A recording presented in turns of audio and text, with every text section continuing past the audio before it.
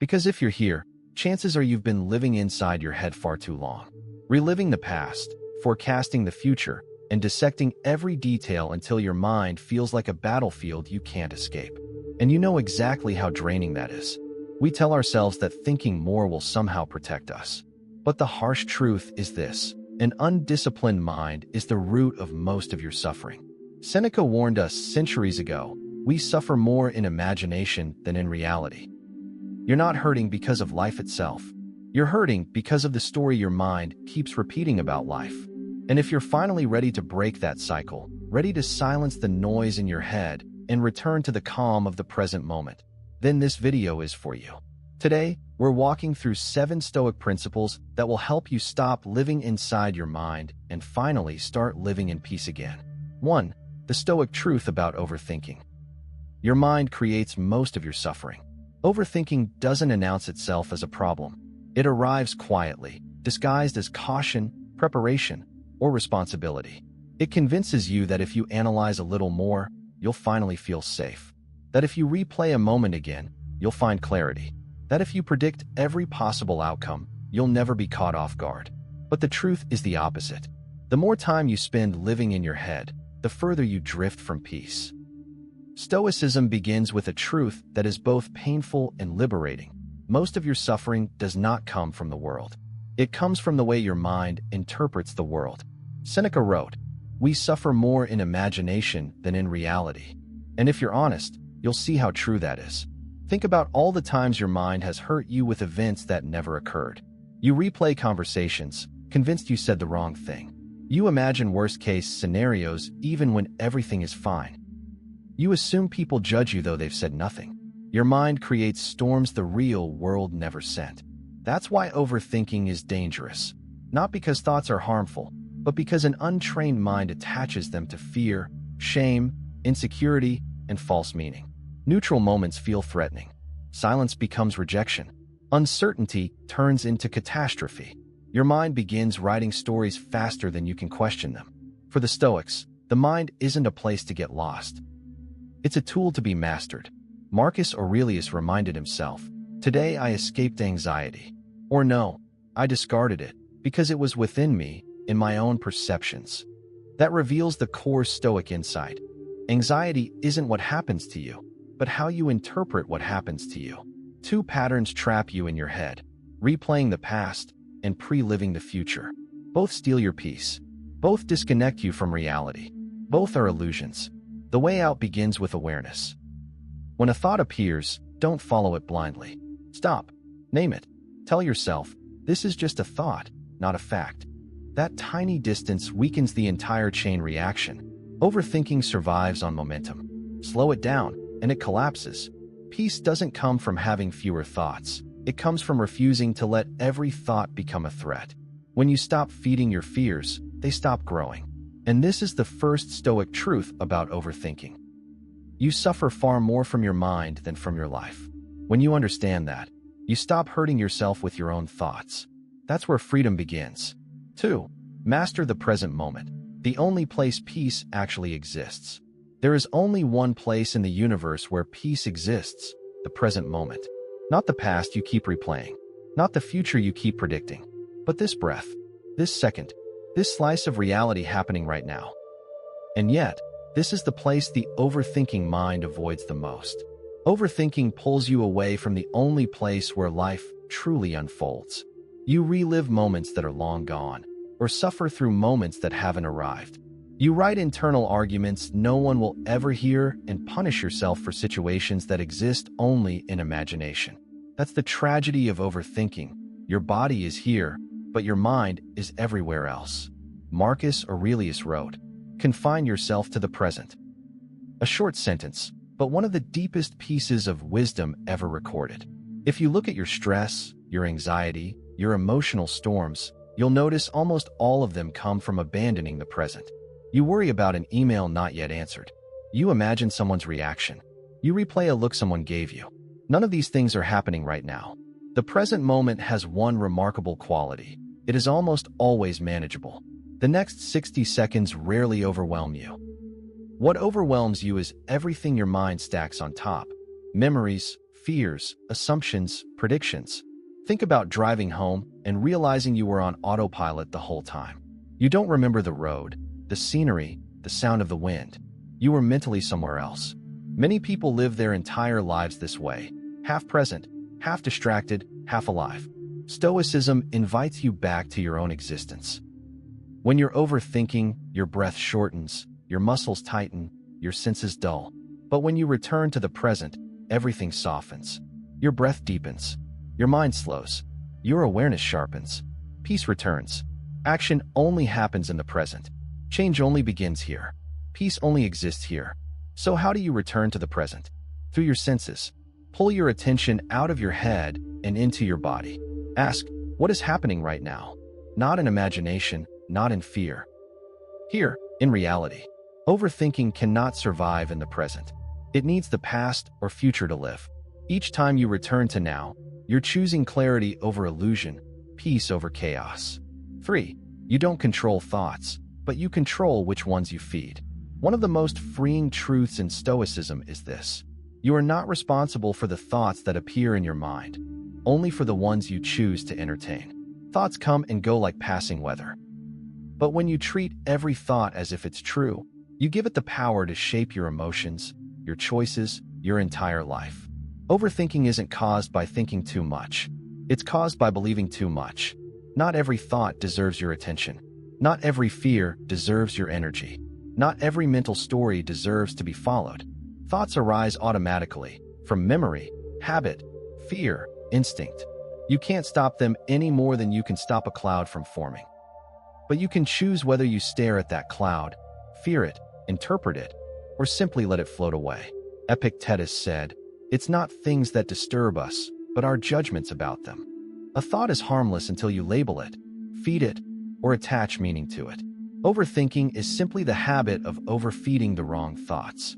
Imagine your mind as a field. Every thought is a seed. Some grow into strength, wisdom, and peace. Others grow into fear, chaos, and suffering. You can't control which seeds land, but you absolutely control which ones you water. Overthinkers water every seed, especially the poisonous ones. He didn't reply. He must be upset. They looked away. I said something wrong. I made a mistake. Everything is ruined. These thoughts arise automatically, but the suffering begins when you start feeding them with assumptions, meaning, and fear. The Stoic technique is simple. Pause, label the thought, and refuse to add extra meaning. Say, this is just a thought, not a fact. Immediately the spell breaks. The thought loses authority. You shift from obeying your mind to observing it. Overthinking depends on urgency and emotional reaction. When you slow down and question the thought, it falls apart. Ask, is this true? Is this helpful? Is this within my control? Most thoughts crumble under these questions. A quiet mind isn't a mind without thoughts. It's a mind that refuses to feed the ones that cause harm. 4. Get out of your head through the body. The Stoic somatic method. When you live too much in your head, your mind becomes loud and your body becomes silent. You disconnect from the physical world and sink deeper into imagination, fear, and mental noise. Overthinking doesn't happen only in the mind. It happens because the mind becomes disconnected from the body. When that link weakens, anxiety grows. Stoicism understood what modern psychology continues to rediscover. The quickest way out of your head is through your body. The body is an anchor. It pulls you back into reality. It grounds you in the present. It disrupts the mental storm before it becomes overwhelming. Marcus Aurelius constantly reminded himself to return to the body, to act, to move, to stay rooted in the physical world rather than drifting into imagination. When you're overthinking, your breathing shortens, your shoulders rise, your heart speeds up. These are not mental symptoms. They're physical.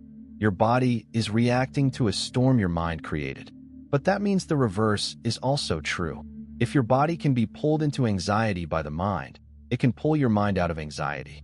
Intentional breathing is one of the simplest yet most powerful tools. A mind racing at full speed cannot survive a body breathing in a slow, steady rhythm. Try. Inhale for 4 seconds, hold for 2, exhale for 6. The long exhale tells the brain, you're safe. Cold exposure is another powerful practice. The The Stoics often practiced voluntary discomfort for this reason, not to suffer, but to train stability under stress. Cold water forces the mind into the present. The mental noise shuts off. Awareness returns. Movement, especially walking, is another antidote to overthinking. When your eyes take in your surroundings instead of your internal images, your brain shifts from danger to exploration. This is the Stoic somatic principle. If you can't control the storm in your mind, move your body until the storm calms itself. Your body isn't a vessel, it's your ally. When the mind becomes a maze, the body becomes the exit. 5. Stop replaying the past and pre-living the future. Most people don't suffer from what is happening. They suffer from what already happened or what they fear might happen next. Overthinking traps you in two prisons: replaying the past and pre-living the future. Both destroy your peace. Both detach you from reality. Let's start with the past. Replaying memories feels productive, as if analyzing them repeatedly will fix something or reveal something. But the past is sealed. Every moment spent replaying it is stolen from the life you could be living now. Stoicism reminds us, what is done is done. The only thing left is how you respond today. But the mind drags you back. It replays mistakes, regrets, tone of voice, expressions, embarrassments. It convinces you that replaying it one more time will help. But every replay reopens the wound. Now the future. Pre-living disaster is one of the mind's cruelest tricks. You imagine worst-case scenarios without evidence. You suffer for events that have not happened. You drain your energy and confidence by living misfortunes that only exist in imagination. Seneca wrote, "He suffers more than is necessary, who suffers before it is necessary." You aren't suffering from the future. You're suffering from your imagination of the future. Think of how many times you've lived through something awful in your mind, only to find nothing happened. The Stoics believe the past and future are thieves. The past steals peace. The future steals courage. The present is the only safe place. To escape this prison, create a boundary in time. If it's about the past, ask, can I change it? If the answer is no, release it. If it's about the future, ask, is this happening right now? If the answer is no, let it go. Peace doesn't come from controlling time. It comes from refusing to be ruled by it. 6. Don't trust every thought. Question the story your mind tells. Your mind is a storyteller and an extremely convincing one. Overthinking intensifies that storytelling until it becomes hard to separate reality from imagination. You begin believing anxious thoughts, fearful predictions, and harsh self-judgments. But Stoicism teaches a freeing truth. Your thoughts are not facts. They are possibilities, and most possibilities are wrong. Overthinkers assume that because a thought feels real, it must be real. But feelings are not evidence. Intensity is not truth. The Stoics knew this long before psychology. They taught that we suffer because we never pause to challenge our mental narratives. We let fear write our future, insecurity write our identity, and past wounds write our worth. Think about the stories your mind tells. They're judging me. I'm not good enough. Something bad is coming. They must be upset. If I try, I'll fail. None of these are facts. They're interpretations. Emotional, biased, automatic interpretations. The Stoics practiced disciplined questioning. When a thought arose, they didn't panic or obey it. They stopped and asked, is this true? Is this useful? Is this within my control? Almost every anxious thought collapses under these questions. If a thought isn't true, it loses power. If it isn't helpful, it loses importance. If it isn't controllable, it loses your attention. When you question a thought, you become the observer instead of the victim. Thoughts become like clouds, temporary, shifting, dissolving. You don't cling to them or let them define you. A peaceful mind is not one without thoughts. It's one that refuses to be ruled by them. 7. Create peace intentionally. Stoic rituals to quiet the overthinking mind. Peace is not something you stumble into. It doesn't arrive when life gets easier. Peace is a skill, a discipline you build. Overthinking thrives in the absence of structure. A day without intention becomes a day controlled by fears, impulses, and distractions. You wake up, check your phone, drown in noise, and your mind spirals into thoughts you didn't choose. If you don't guide your mind, the world will guide it for you.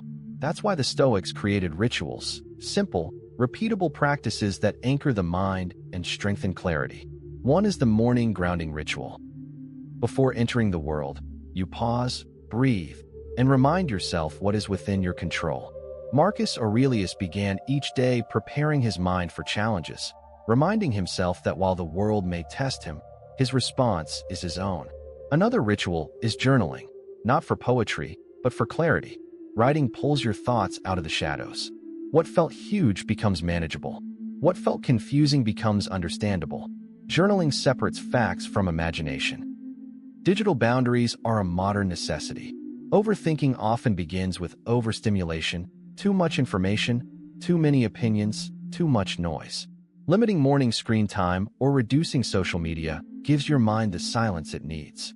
The Stoics also practiced evening reflection. Seneca reviewed his day. What went well? What didn't? What could be improved? Not with shame, but with honesty. This turns mistakes into lessons and prevents them from following you into tomorrow. And then there's the simplest ritual of all, the Stoic reset. A single breath, a pause, a moment to question a thought before it drags you into fear. This small reset can interrupt hours of anxiety. Peace thrives in routine. Every ritual becomes a brick in the foundation of a calmer mind.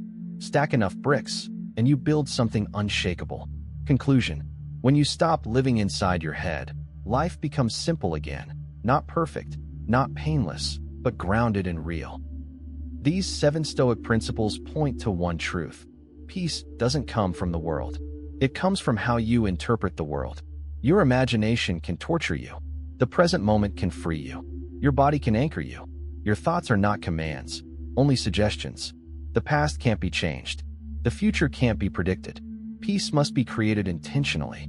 Stoicism gives you back the power you forgot you had.